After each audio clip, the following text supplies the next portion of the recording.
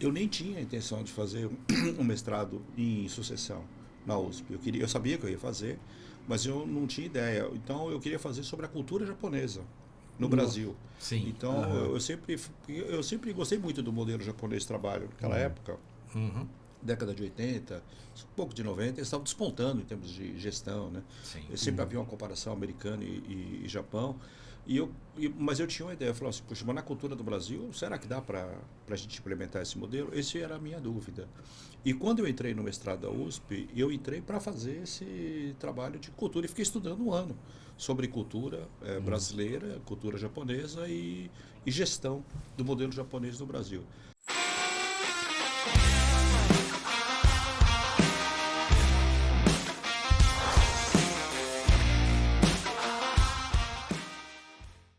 Fala pessoal, mais um ManzaCast, Lúcio Manzanetti.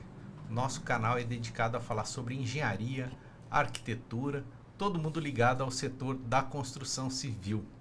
Agradecer os patrocinadores Obratec Projetos e Polo Vale Decor. E também hoje é um Aconvapcast. Já estava esquecendo. Tô aqui com o meu parceiríssimo, tá sempre aqui comigo, Nicolas. Fala, Nicolas. Grande Tudo bom? Lucião. Tudo Mais ótimo. uma vez aqui. Mais Gostoso, uma né? A vez. gente vem tomar um cafezinho, bater um papo aqui. É sempre uma experiência muito agradável estar com você aqui, Lúcio. Com certeza. Quero primeiro agradecer mais uma vez o convite, né, de estar Sim. aqui, de te acompanhar nessa, né, como seu co-host. Hoje que a gente está recebendo um convidado que, para mim, eu sou super suspeito para falar, sou fã da pessoa, sou fã do profissional, sou testemunha do profissional excelente que ele é, Sim. mas vou deixar para você introduzir. Estou muito feliz de estar aqui com vocês hoje. Não, então. Tô fazendo um mistério aqui, porque eu assisti uma palestra dele lá na Convap. E falei com o Nicolas, que tinha levado essa pessoa até lá. Eu falei, cara, adorei o tema, achei muito pertinente, porque realmente a gente hoje vai falar de sucessão, né? Sucessão familiar dentro das empresas. E é um tema muito conflitante e achei muito importante. Comentei com o Nicolas sobre o Armando outro dia e ele falou, o Armando vai vir aqui tal dia. Eu falei, pô, então fala com ele e nós vamos gravar aqui. A gente está aqui com o Armando Lorenzo. Fala, Armando, tudo bem? Opa, muito bem. Eu que agradeço, viu, Lúcio? Nicolas, adorei mesmo o convite, estou bem contente aí. Legal. Bom, quem é o Armando? Conta um pouco da sua história. Bom, a minha história é longa, né? Com a minha idade tem que ser longa mesmo. Eu, na verdade, a minha formação, começando pela formação, eu fiz administração, depois eu fiz o mestrado, fiz o mestrado em recursos humanos, lá na USP, e estudei basicamente sucessão de empresas familiares. Na sequência, eu fiz o doutorado, e o doutorado foi também em administração lá na USP, e o objetivo foi falar sobre governança corporativa. Sim. O primeiro modelo de implementação de governança no Brasil, não o modelo em si, mas de implementação é meu, aqui no Brasil. Depois eu fiz uma ordem inversa, a pós-graduação em filosofia, pela PUC, e o meu objetivo ali foi estudar os conflitos na ótica da filosofia, mas o conflito de um lado positivo. Ele pode ser positivo, sem dúvida nenhuma. Sim. E Se depois for um agora... interesse de crescimento, né? Com certeza. Claro, claro. E agora eu terminei o equivalente a um pós-doc, porque o meu se chama pesquisador colaborador, lá na USP. Eu fiz uma pesquisa avaliando as melhores práticas do Brasil e de Portugal, o que essas empresas fizeram para ter êxito na sucessão. Essa é a minha formação acadêmica, né? Já profissional, eu trabalhei em várias empresas nacionais e também globais, mas comecei a me dedicar na sucessão já em 1989, foi assim, minha entrada. Eu comecei a fazer um trabalho numa empresa familiar, que é cliente meu até hoje, para falar a verdade. Estou na terceira geração. E esse trabalho foi interessante, porque eu era aluno da filha do dono, e ela falou assim, meu pai quer conversar com você, com o professor, e eu acho que é você que tem que ir lá. Sim. Aí eu fui lá, né? Aí eu cheguei lá, ele é uma pessoa... Mas você já estava trabalhando no tema de sucessão. Não. Esse foi o primeiro entendi. O primeiro case ali. Engraçado que isso em 89, né, 89, mano? Estamos falando de uma época que a gente estava comentando aqui antes, que acho que sucessão familiar nem era assim, um tema como é hoje. Sim. Não, e você sabe, Nicolas, eu não fui lá para trabalhar de sucessão. Quando eu cheguei lá, ele faleceu já, mas ele era um visionário. E ele falou assim, Armando, olha, a minha filha falou que você dá aula bem. Eu não vou fazer faculdade, eu não fiz nem o ensino médio, mas eu sei que eu preciso tocar a minha empresa. Ela está ficando grande e eu queria que você me desse aula, como se fosse uma faculdade. Eu falei assim, mas eu não posso dar aula. Ele falou, não, aula particular você pode. Aí fui dando aula para ele e tal. E aí começou a aula, e a minha formação, eu trabalhei muito tempo na Caloi, na área financeira. Então eu tenho uma formação financeira bem forte, né? Em vários lugares eu trabalhei na área financeira. E aí eu comecei a ajudá-los na parte financeira, vendo relatórios, melhorando a performance da empresa e dando aula para ele, de administração como um todo. Só que aí eu acabei me envolvendo, já era uma empresa que tinha um conflito muito grande, sob o ponto de vista familiar, né? E a gente se identificou muito, eles tiveram uma boa confiança em mim e eu comecei a lidar com esse conflito, com os conflitos da família. Depois do segundo passo, ele me falava assim, agora que você me ajudou, você precisa ajudar meu filho também, que ele não quer fazer faculdade e tal, e estava fazendo, mas não terminou. E eu comecei a ajudar. Então foi por aí, na realidade, que eu comecei. O primeiro case nem foi de sucessão, ele foi, na realidade, para trabalhar a parte financeira e dar aula particular, vamos dizer assim, para o dono da empresa, de gestão. E aí aí eu enveredei por esse caminho. Depois eu acabei atendendo um cliente também, na área do agronegócio.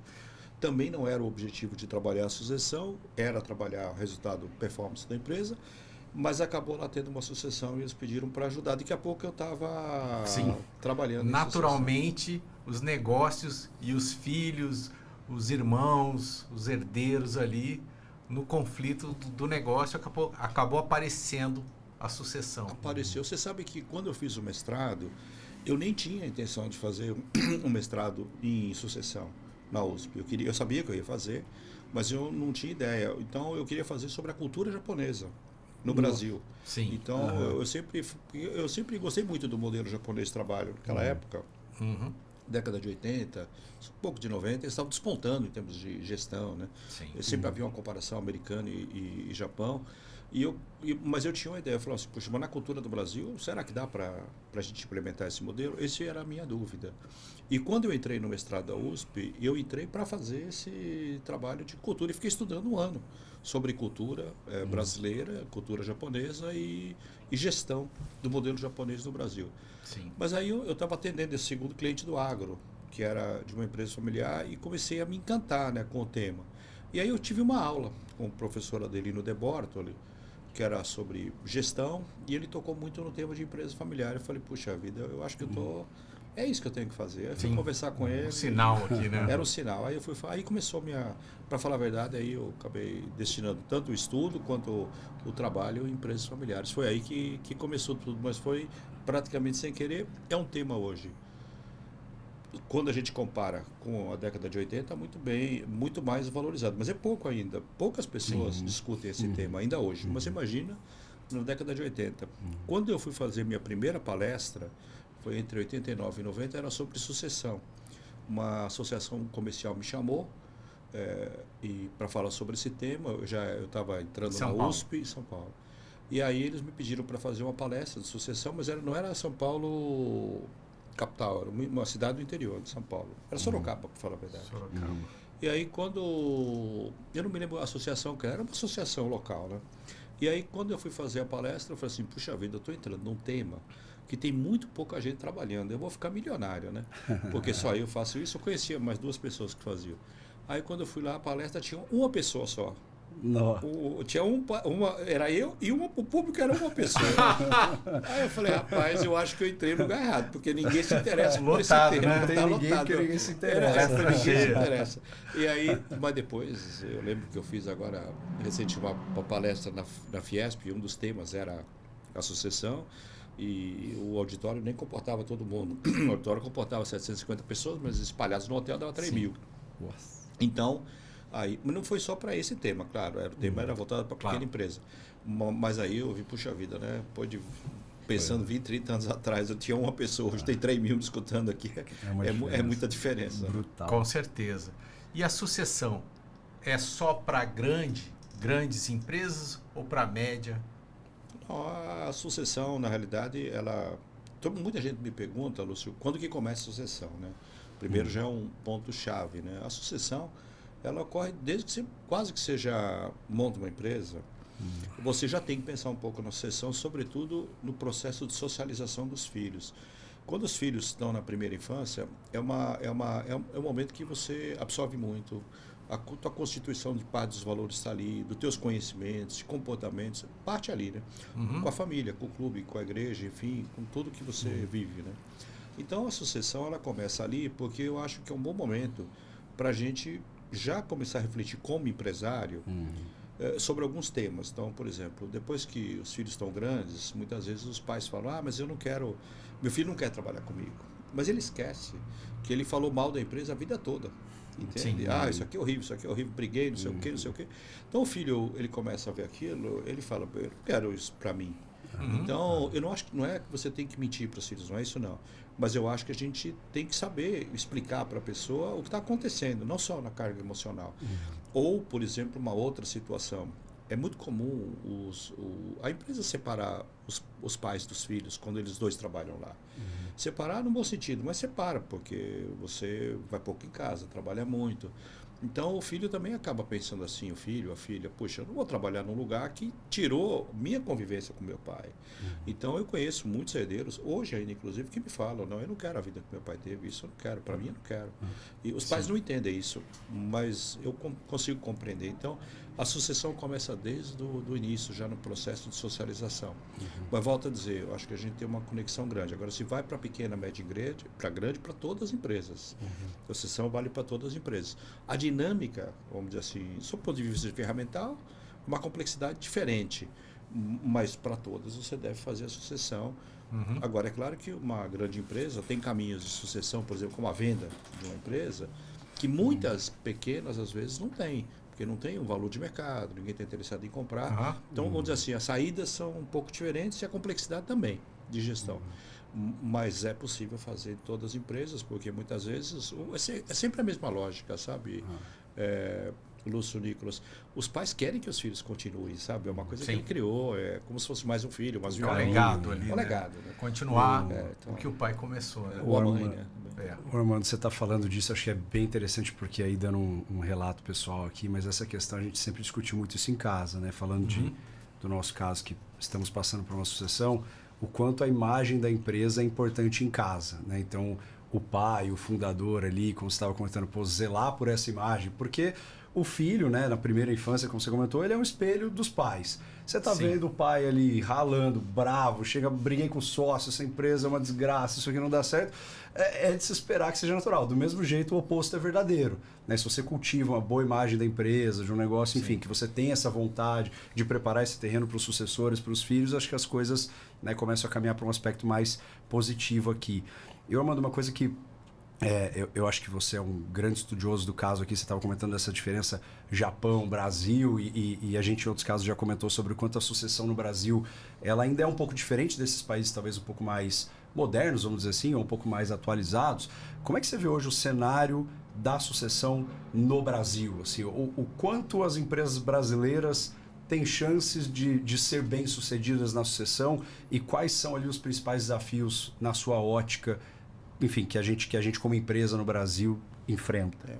Olha, eu diria para você assim que os desafios e a taxa de êxito é muito próxima do mundo todo.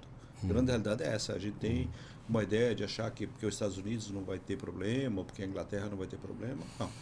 Os países têm, em média, global, só 33% das empresas familiares conseguem fazer a sucessão da primeira para a segunda geração.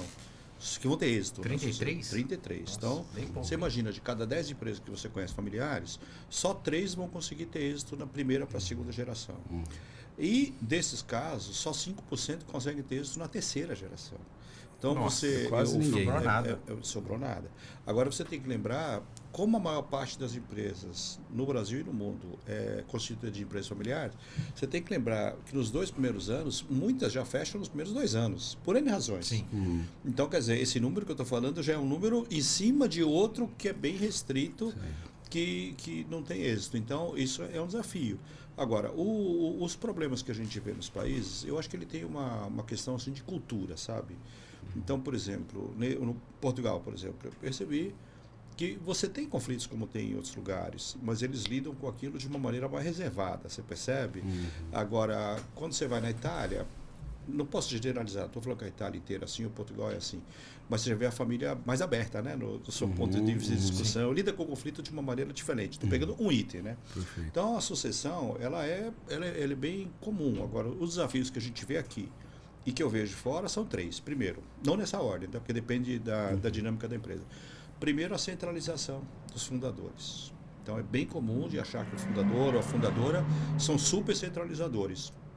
E olha, eu acho que na grande maioria que eu conheço são sim. Mas tem uma lógica.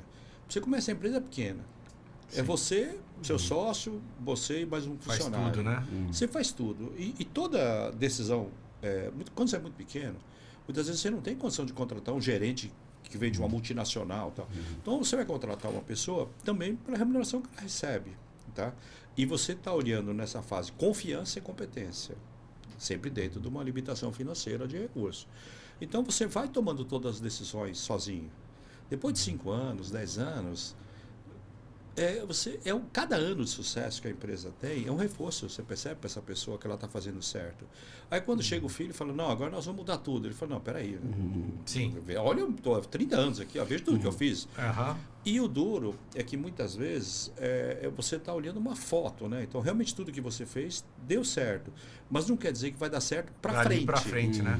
E esse é o grande questionamento. Quando eu falei, por exemplo, quando eu estudei no conflito no pós-graduação, era sobre isso, porque você vê uma tradição maior do fundador e uma inovação maior dos sucessores. Sim. E eu acho importante você ter essa dualidade desde que a gente mantenha respeito e chegue a uma conclusão final. O problema do conflito não é você ter pensamentos divergentes, é você ter falta de respeito e não chegar a lugar nenhum. Isso é o pior, né?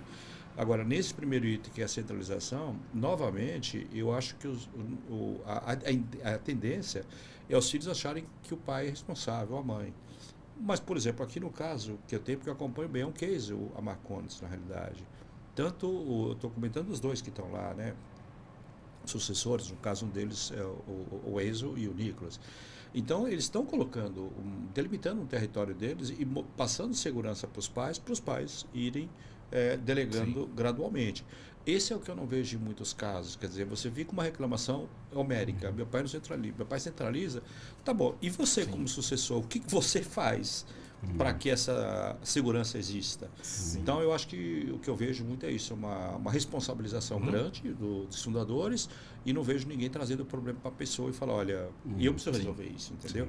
O segundo tema, que é o desafio, como você perguntou, é o conflito. Conflito, pelas minhas pesquisas, mostram 85% das empresas familiares têm conflitos no Brasil, 85%. Nossa. Então, é muito difícil você... 85%, quase 100%. Quase, né? Você sabe que uma vez existe. Teve um empresário muito espirituoso, eu estava fazendo uma palestra em Presidente Prudente, eu comentei esse número. Quando acabou a palestra, ele veio falar comigo e falou assim, sabe aqueles 15% que não tem conflito? Eu falei, sei, é tudo aqui de Presidente Prudente. Aí deu risada. Aí começou a dar risada. Ele falou assim, não, mas daqui é como todo lugar do Brasil, né? Ele estava falando. Né? Então, o que a gente vê? O conflito, quando ele tem uma ordem administrativa, por exemplo, está com um papel diferente, uma decisão errada, teoricamente você resolve. O problema é que a maior parte dos conflitos, a origem não é o administrativo, a origem é o comportamento. Então, quer dizer, você não aceita o que o seu irmão falou porque é o seu irmão mais novo. Entendeu? Enfim, ou uma outra característica. Aí não é profissional, é familiar, né? É familiar. Uma então, disputa. Seria outra coisa. É uma disputa. Você tem disputas, por exemplo, pelo amor dos pais, por exemplo. Então você veja, quem está nos ouvindo aqui, ou vocês dois, né? Não precisa comentar, é só para você mesmo. Né? Mas quem nunca já pensou assim, meu pai e minha mãe gostam mais do meu irmão do que de mim, entendeu? É natural a gente achar isso. Minha mãe gosta mais do meu irmão, meu pai gosta mais de mim, é natural. Mas veja, os pais, pelo menos que eu conheço, eu tenho uma vivência grande, amam os filhos da mesma forma. O problema é que, às vezes, você tem um filho que tem uma carência maior, uma fragilidade emocional, você tende a dar mais atenção para esse filho, porque é natural. Então, aquele outro filho que não tem essa necessidade, ele deveria falar assim, eu estou bem, estou forte, não preciso mesmo de atenção. Isso no mundo ideal, né? No mundo da lógica, né? Mas a empresa familiar não é a mesma lógica. Então, a pessoa fala, peraí, está dando mais atenção é porque ama mais. E cada dia que dá mais atenção, esse espaço pelo amor aumenta. Quando vai para a gestão, com 30 anos, você fala, peraí, agora... Isso não é uma coisa consciente, você entende? É no nível do inconsciente. Sim. Né?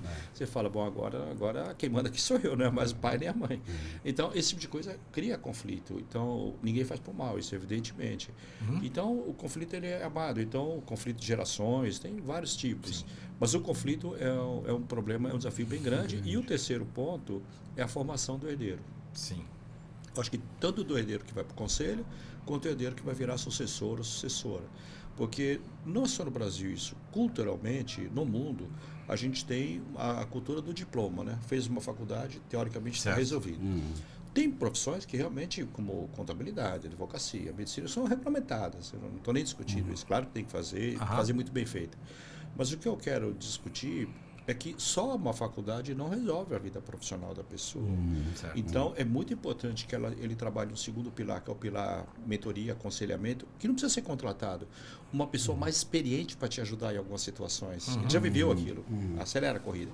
E o terceiro pilar é a experiência prática mesmo. Se você não tiver experiência em algumas situações, e às vezes a empresa não te dá essa experiência, você não consegue ter formação. Então, eu acho que esses desafios, Nicolas, de conflito, centralização e formação são coisas que quando a gente entra, a gente já detecta na hora que a possibilidade de não ter êxito é muito grande quando você encontra esses três ingredientes ou um só, né? Às vezes até só o conflito, por exemplo, já por natureza já é um indício forte ali de algum possível problema futuro.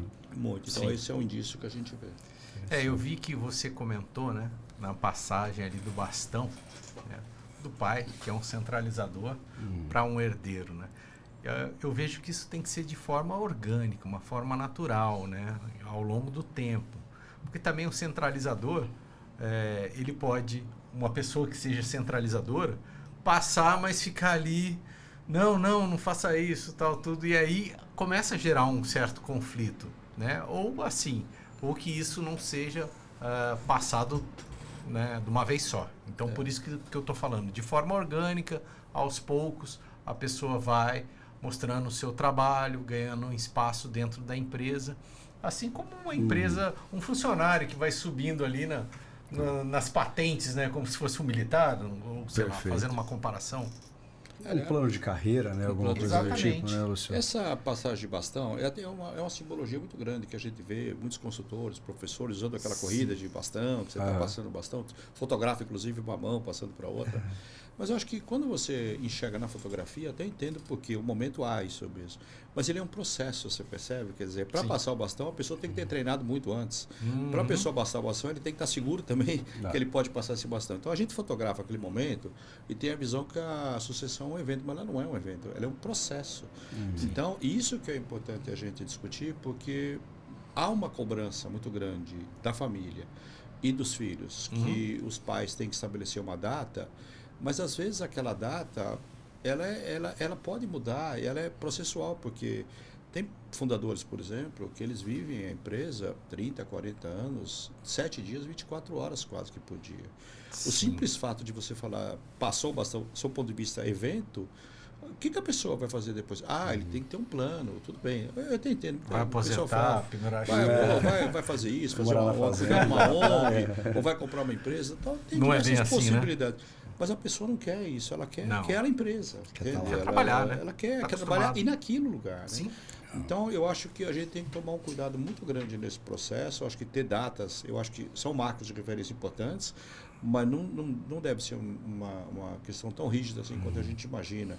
Porque, sob o ponto de vista de carreira, eu até entendo porque tem que ter as datas. Porque os filhos vêm e falam, bom, agora está chegando minha vez, você se prepara e tal. Mas, sob o ponto de vista de saúde, física e mental, por exemplo, não é tão simples assim você passar um bastão. Tem uma piada, Lúcio Nicolas, que a gente usa no meio, que o pai fala para o filho assim, nossa, eu estou o dia mais feliz da minha vida, meu filho, hoje. Ele falou assim, mas por quê, pai? Porque eu estou fazendo a sucessão. Ele falou, eu com 75 anos e você com 98, você acha que isso é um dia feliz mesmo para mim? Então, você percebe? 75 e 98. Não tem condição, não né? Tem jeito. Não que 98 não possa administrar uma empresa, mas o que eu estou tentando passar uma mensagem é que aí a pessoa tem outros sonhos. Já era, né? Sim, a hora já talvez com certeza. Conta pra gente sobre o que é governança.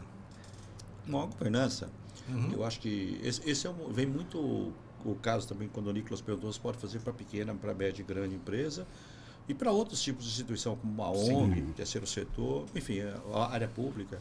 A governança é importante para todas as organizações. Eu não tenho a menor dúvida, eu não tenho dúvida sobre isso.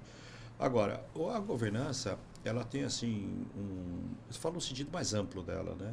Ela tem 4 papéis que são bem relevantes, quer dizer, e eu estou falando de governança, você estabelecer que tem um conselho, que pode ser de sócios, consultivo, administração, enfim, tem vários tipos de conselho, e tem um comitê, mas o importante é que haja uma divisão entre gestão e propriedade. Ou seja, você é proprietário, portanto você tem um espaço no seu conselho para tomar decisão, mas tem pessoas que vão tocar a empresa e que podem ou não estar no conselho. O conselho, ele tem 4 funções básicas, né? Claro que contratar uma auditoria, mas ele tem uma outra função que eu acho que é importante, que é dar a diretriz do negócio, quer dizer, as estratégias.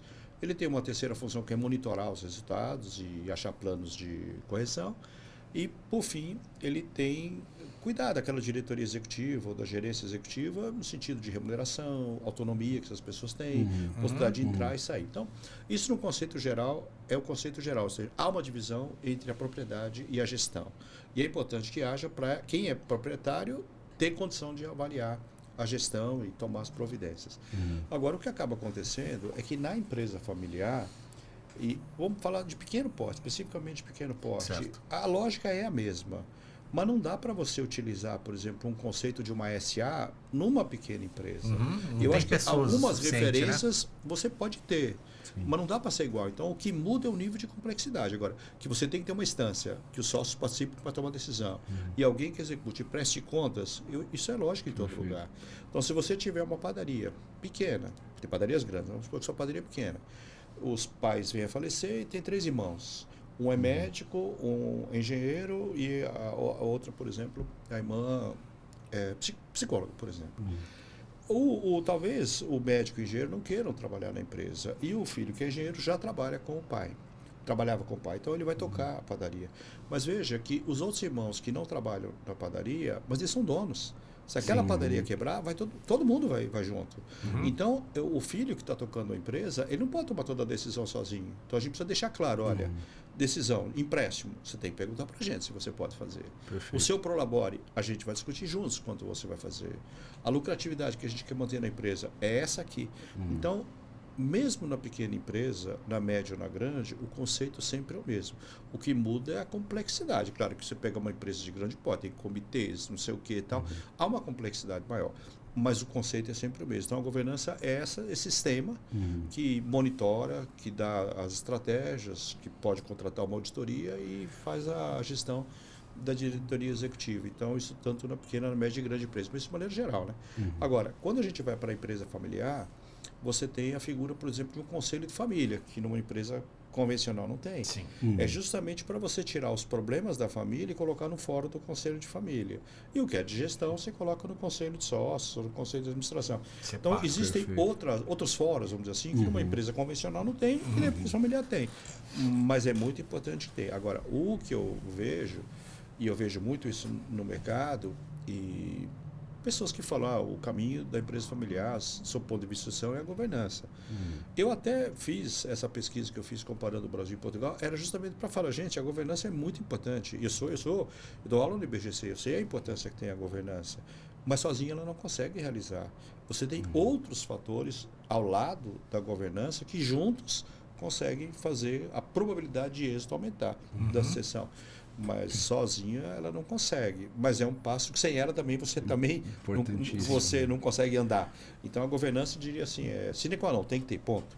Mas tem que ter mais coisas pensadas nesse tipo de coisa. Ô, Armando, isso que você está me falando me remete a uma necessidade das empresas serem muito maduras, né? Porque no final do dia me parece que é quase que uma coisa meio de separar PF da PJ.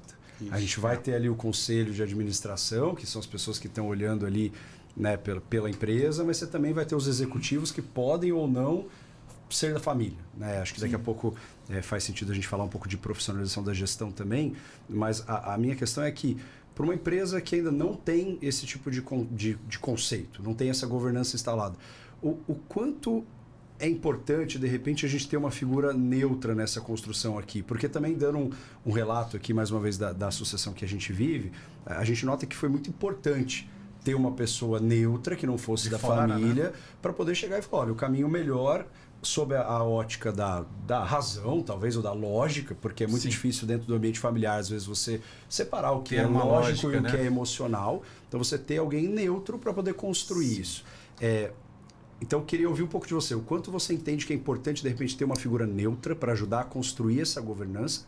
E também entrar um pouco no detalhe que eu vejo muito aí, olhando as SAs e tal, aquela coisa do conselheiro independente. Porque a gente estava falando aqui de empresas menores, claro que talvez a gente não vá ter uma estrutura para isso. Mas em que momento você entende que é importante ter, de repente, um conselheiro independente, a mesma maneira que a gente estava falando aqui dessa pessoa independente para poder montar essa estrutura? O quanto isso ajuda? Porque, mais uma vez, acho que a gente está falando aqui de ser cada vez menos emocional e cada vez mais racional na empresa familiar. Né? O que eu vejo, assim, Nicolas, o que eu vejo assim, isso que eu vou te relatar, outro dia me aconteceu uma coisa que me tocou bastante, ainda mais por ser daquela pessoa, embora já tenha acontecido outras vezes.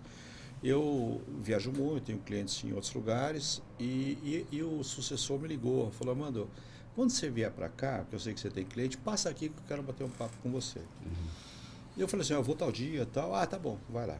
Quando eu cheguei lá, ele falou, é só um café que eu queria tomar com você e tal.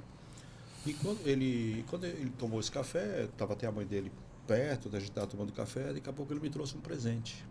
Eu nem estava atendendo mais eles, acho que já faziam alguns meses que eu não atendia. E ele falou para mim assim, Armando, eu e minha esposa queremos te dar esse presente aqui, de tanto que você nos ajudou. Foi um presente até personalizado, eu adorei o presente, mas sem pensar na materialidade daquilo, o que me tocou foi a pessoa fazer um agradecimento, nós nem estávamos mais teoricamente trabalhando juntos, mas me tocou muito, porque eu sei que eu fui importante em algumas situações de conflito, entendeu? Com certeza. Então, essa neutralidade, seja minha ou seja de outra pessoa que a empresa contratar, ela é importante ter, porque quando você olha a emoção, é difícil você ter razão nesse aspecto. Sim. Eu trabalho há 33 anos com esse tema. 36 anos com esse tema. E nesse meio do caminho, 18 eu fui mediador societário. Comecei mediando casais e depois disputas de sócios entre famílias. Então, eu sei bem como é difícil uma pessoa lidar com uma emoção, mesmo sendo pai e filho. Sim. Um dia eu lembro que também a gente acabou bem, a questão do conflito, e uma pessoa da família falou assim, puxa, Armando, você não sabe como você foi importante aqui e imagino que sua família não tem conflitos. Eu falei, não. Esse Peraí. Eu falei, esse casa de Ferreira Espeto de casa não faz milagre. Em casa eu sou pai, né? Em casa eu sou marido, rapaz. Aí então, é difícil, também, não é porque eu tenho essa habilidade que em casa eu consigo fazer, né? Tem uma emoção envolvida, né? Então eu acho que precisa ter uma pessoa. Agora a gente não pode confundir o papel do conselheiro independente com mediador familiar, né?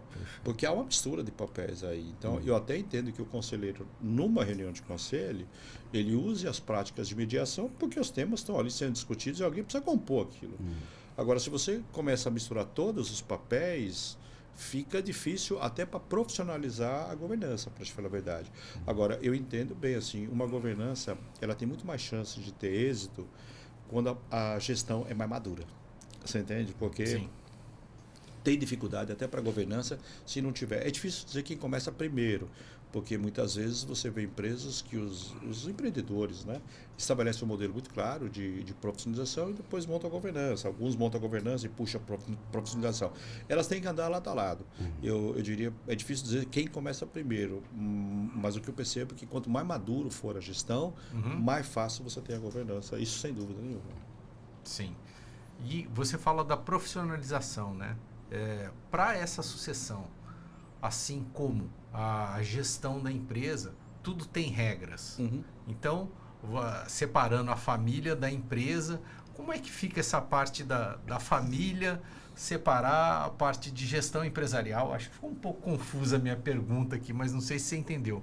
Separar todas as regras familiares, regras empresariais, porque tem que seguir uma cartilha ali para que isso chegue ao êxito. Isso.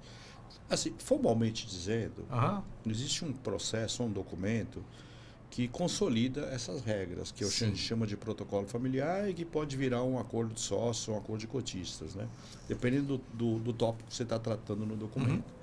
Mas o processo é mais importante do que o registro, na minha opinião, porque quando você estabelece um acordo de relacionamento com uma pessoa, o papel é mais para você formalizar, para dizer, olha, isso aqui está escrito. Mas se a gente não seguir aquela regra, é como se a gente só serve no litígio, você entende? Porque acabou a sociedade. Então, eu lembro, eu tenho 62 anos, eu lembro quando eu tinha 8 anos, eu fui no barbeiro com meu pai. Imagina, isso, 1970. E aí meu pai, eram 6 barbeiros, trabalhavam ali, os 6 irmãos. Meu pai falou para mim assim, você está vendo aquela caixinha ali? Eu falei, estou vendo. O que é, pai? Ele falou assim, todo dia, quando acaba o dia, a gente chamava férias naquela época, eles pegam uma parte que é do carregado e deixam nessa caixinha. Se um dia eles ficarem doentes e não puder trabalhar, porque o irmão só ganha se cortar o cabelo, ele vai lá e pega um pedaço daquele valor e consegue sobreviver. Essa é a lógica. Sim. E eu nunca mais eu esqueci daquilo, porque, de certa forma, aquilo é um acordo de família também. Só não era um documento. Mas eles seguiam aquele documento. Porque você imagina, o irmão fica sem trabalhar, dá o dinheiro ou não dá para ele? Então já estava no WhatsApp, olha, precisou, você vai lá e tira quanto você precisa gastar. Então, o acordo, o protocolo familiar é mais ou menos como isso, é um acordo que a gente estabelece algumas regras de convivência. Por exemplo, eu posso colocar alguém da família ou não posso na empresa? Não, eu não posso ou eu posso segundo esses critérios. Se a gente combina isso e depois a gente, no meio do caminho, faz diferente, cria muito conflito na família, você entendeu? Então, eu acho que o processo, o protocolo familiar, ele é um documento que, teoricamente, te dá o norte, mas mais importante do que isso é você fazer juntos, colaborativamente, para criar mais compromisso e seguir aquele documento. Sempre tem alguém da família, por isso que o componente do Conselho de Família é importante, para manter aquele protocolo vivo. Agora, no campo da profissionalização, que é um pouquinho diferente, é você ter, assim, vamos supor, alguns instrumentos de gestão. É você ter uma empresa normal, ter um orçamento, ter um fluxo de caixa, ter uma avaliação de performance das pessoas. Quando você não tem essas ferramentas, a gente avalia como a gente quer as pessoas. Então, ok, a gente gosta, mas bem avaliado que a gente não gosta. Você entende o que eu estou querendo? Mas não é profissional você fazer isso. Sim. O orçamento está dizendo assim, olha, se vai entrar tanto de despesa e tanto de receita, não está entrando, eu preciso mexer, ou na entrada ou na saída. Sim. Então, você administra a tua empresa numa lógica mais objetiva. Quando você não tem isso, está na cabeça do dono. Põe aquilo, faz aquilo. Então, quando a gente tem uma família, uma sociedade e uma empresa mais separadas, ou seja, isso aqui está no campo da família, esse tema está no campo da empresa, esse tema está no campo da sociedade, que é a governança, é o primeiro passo de profissionalizar. O segundo é a gente ter processos bem claros de gestão. Para que a empresa não é que ela vai andar sozinha, mas ela ande com mais previsibilidade. E o terceiro passo é a gente ter pessoas profissionais, qualificadas, sendo da família ou não. Esse é um problema. Porque a empresa familiar, o problema não é entrar, é sair. Então, se você colocar uma pessoa que não tem qualificação, como é que você faz depois se você quiser tirar? Não deu certo ali, você né? pensa, então, você imagina. Você aí tem o seu conflito filho, está armado já. Então, às vezes eu vejo alguns eventos, eu leio alguns livros, o pessoal fala, mas tem que demitir. A lógica é essa mesmo. Sim.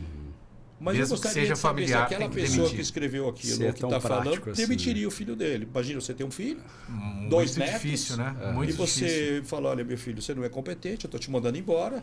E você pensa que é uma coisa relativamente simples, aí o filho chegar em casa e falar, o seu avô acabou de me demitir. E no fim de semana vocês iam sair, o avô e o neto.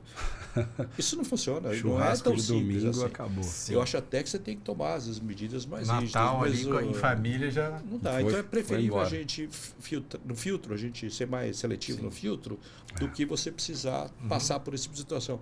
Por melhor que você faça, sempre vai ter um tirano escalado para sofrer as consequências. E assim, um conflito na sucessão mesmo, dos herdeiros. Às vezes tem vários irmãos ali e tal.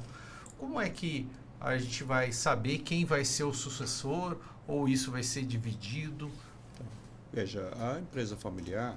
Estou jogando você na fogueira, hein? Não, uma pergunta conflituosa aqui. Não, eu nem estou na fogueira, porque aqui no caso do Nicolas, especificamente, eu sei não estou falando do Nicolas, eu estou falando já falei para ele várias vezes. De outros aí. Imagina aquela fogueira que o Armando já não entrou muito pior do que essa aqui. Imagina mesmo. Tá leve. Sim. O Nicolas é tranquilo, porque eu sempre fui o fã dele, para falar a verdade. Do Enzo também, que está lá os dois. Né? Mas quando a gente olha esse tema do sucessor, eu acho que a gente tem que ver primeiro as saídas da sucessão.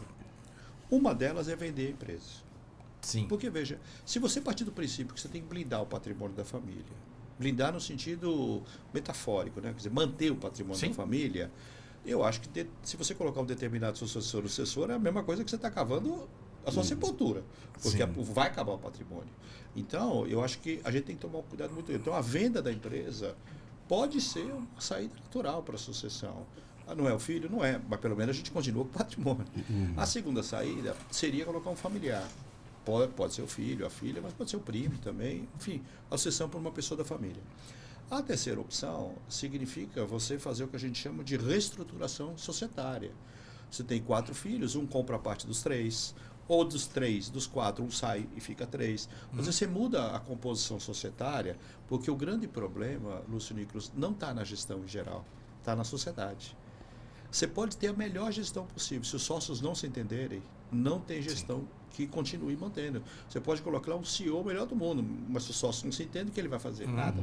Ele não consegue. Então, essa é uma forma. E a outra forma que a gente vê também, depende do tipo de empresa, até o fechamento poderia ser uma possibilidade, no sentido de que ela não tem valor de venda, tal, enfim. Então, você tem várias saídas para a empresa familiar. Agora, na medida que você escolhe ir para alguém você pode colocar um executivo também tomando conta da empresa. Mas na medida que você escolhe um sucessor, quando você está no processo de escolha, eu acho que 3 variáveis são bem importantes na escolha. Vamos supor que a família decidiu que seja o sucessor da família. Bom, tecnicamente tem que ser muito bem preparado. Sim. Tem que ter visão estratégica e de execução. Porque tem muita gente que tem umas visões, tipo um devaneio, sabe? Não é estratégia, é um devaneio. Só que mesmo que seja uma estratégia bem formulada, ela precisa ter uma capacidade de colocar em prática. O difícil da gente é colocar em prática a ideia. Certo. E o terceiro ponto é que ele tem que ter habilidades de soft skills, inclusive para lidar com a família, porque os temas da família, em geral, ficam com os fundadores ou com as fundadoras para lidar. Quando essa pessoa vem substituir, ela tem que entender que essa parte vem junto, é um pacote, vem junto. Com certeza. Então não adianta você colocar uma pessoa extremamente rígida, sob o ponto de vista de profissionalização, porque há uma confusão em alguns momentos. Eu acho que quanto mais separar, melhor. Mas separar 100% não existe. Talvez nem seja recomendável, porque tem vantagem da família, a empresa seja uma família. Na hora H, a família coloca o dinheiro lá, mas não vai deixar uma empresa quebrar. O nome da família está lá, o nome da família tem a estratégia. Então, tem muitas vantagens a empresa familiar, as decisões são muito mais rápidas. Então, você tem grandes vantagens. Mas eu acho que, para a escolha, você tem que pensar nisso. Porque, veja, se você colocar um sucessor e ele não conseguir lidar nem com o tema dele e com o pai, porque há uma invasão de papéis no meio do caminho, então talvez ele não tenha condição de lidar com o irmão ou com o primo. Você entendeu? Porque isso, naturalmente, o próximo passo é do primo. Que já é um problema familiar, já não é nem da sucessão, né? Não, né? Aí, então, como você falou, os soft skills ali, a educação, o entendimento familiar, né? Então, isso. Fica difícil. Sempre depende do porte e tal, mas assim, eu acho que essas 3 características são bem relevantes na escolha do sucessor. A tendência nossa, não minha, mas de muita gente, é falar, olha, ele estudou uma boa escola, está pronto. Eu acho que estudou na escola está pronto por um aspecto, né? Mas precisa ver outros. E tem que ter visão estratégica, né? Porque o que eu vejo muitas vezes são fundadores com uma capacidade de visão estratégica muito grande e o sucessor com uma capacidade muito de operação. Eu acho que a operação ele vai colocar em dia para funcionar, mas a empresa não vai sobreviver porque não vai ter uma nova visão. Entende? Sim. Então, precisa. É difícil escolher um sucessor, sucessora, não é fácil. Né? E qual o momento que a pessoa deve começar a pensar nisso? Ou tem que pensar a vida toda? A sucessão, dependendo bem do verdade, poste que já, da empresa, né? desde o início ela já vai, né? Sim. Mas eu acho que quando ele já está escolhendo a faculdade dele, eu acho que você não deve escolher a faculdade para poder trabalhar na empresa, não acho isso. Acho que a gente tem que ter a carreira da gente e fazer o que a gente gosta e ama. Sim. Mas se a pessoa escolher trabalhar na empresa da família, eu acho que a formação acadêmica é forte. Mas ele já tem que passar por algumas experiências que talvez fora da empresa sejam muito mais interessantes. Tem certeza. Coisas que a gente aprende, por exemplo, normas, seguir regra, hierarquia, burocracia, processos de gestão. A gente só aprende fora, numa empresa. Né? Eu acho que pode aprender dentro, mas é sempre mais difícil. Porque primeiro que a empresa não pode. Né? Filho do dono. Então, isso, por mais profissional que a pessoa seja, os funcionários o tratam muitas vezes como filho do dono, mesmo ele nem passando essa imagem, entendeu? Sim. Todo mundo tem dedos para falar com a pessoa. Eu acho que a experiência externa, eu tinha uma visão diferente há uns 20 anos atrás, hoje eu acho que ela é fundamental. Uhum. Você comentou que você fez uma pesquisa Brasil e Portugal, da diferença. Isso.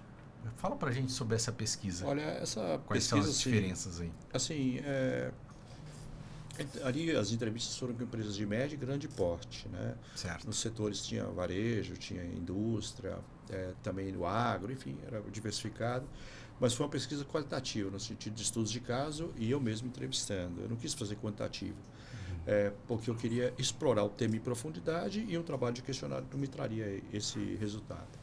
Mas o que eu vejo, assim, tudo que eu falei para você, descentralização, conflito, formação, isso é muito próximo dos países. Né? Uhum. Eles lidam diferente com o conflito, mas tem. Sim. O que eu percebi bastante, assim, como eu peguei casos de êxito, que tiveram êxito, quer dizer, eu classifiquei alguns indicadores para isso, financeiros, as empresas que já tinham passado a sucessão há mais de 10 anos, inclusive formalmente, os fundadores não eram mais... Não necessariamente de uma primeira para uma segunda, mas não, você pegou casos sempre de primeira para segunda. Primeira para uma segunda.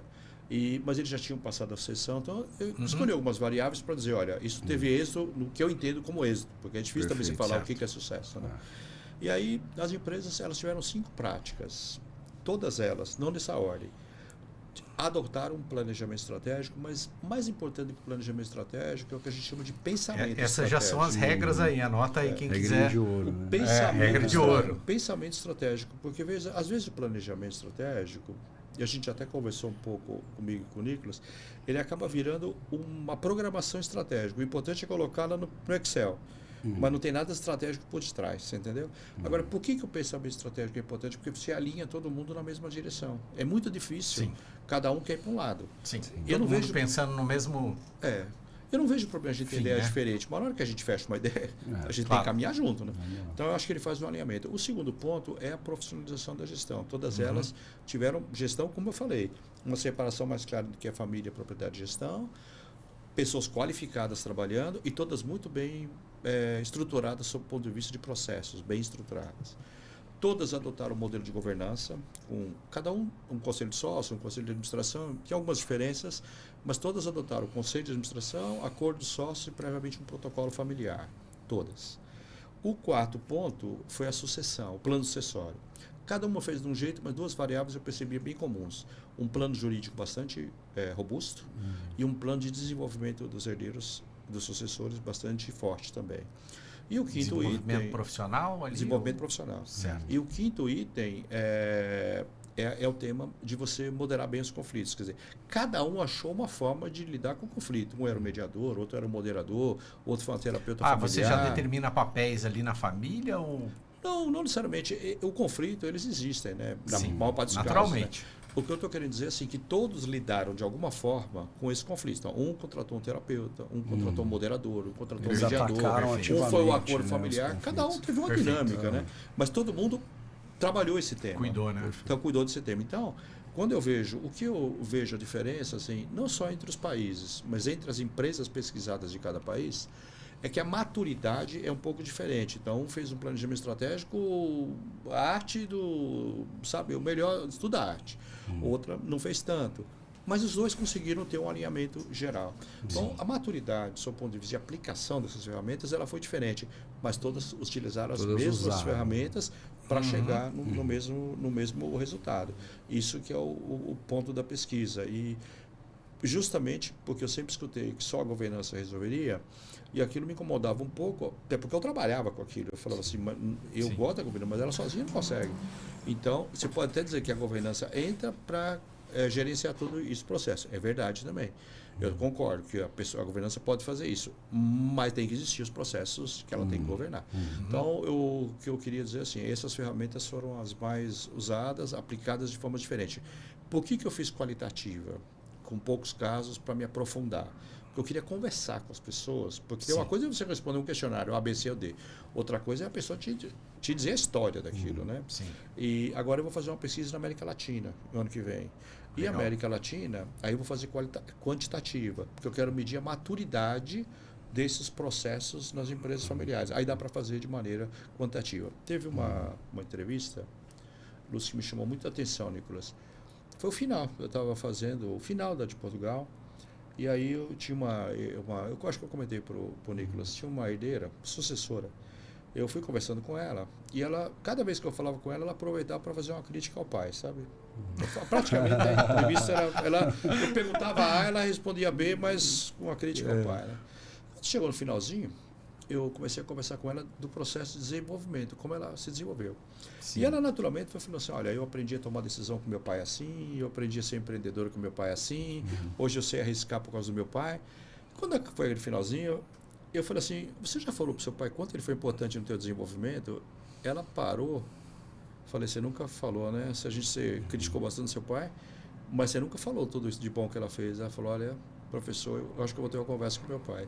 Então, na realidade, fica mais naquele campo da reclamação e não consegue enxergar o lado bom. O pai dela, ela é o que ela é hoje também pelo que o pai fez. Está sempre olhando o copo meio vazio, né? Não sei se o pai fez isso de maneira estruturada, não quer dizer isso, mas ele é uma referência para ela em vários pontos importantes da empresa. Eu achei aquilo, quando eu escutei ela falar isso, ela muito parou para pensar, ela falou, vou falar com meu pai. Fantástico. Maravilha. Maravilha esse papo aqui. Eu, como da primeira vez que assisti a palestra, hoje também adorei o nosso papo aqui. Armando, quem quiser contratar os serviços, onde ele encontra, fala também do seu livro um pouquinho. Posso falar do livro. Eu tenho 3 livros de sucessão, também tenho de liderança, tenho outros temas.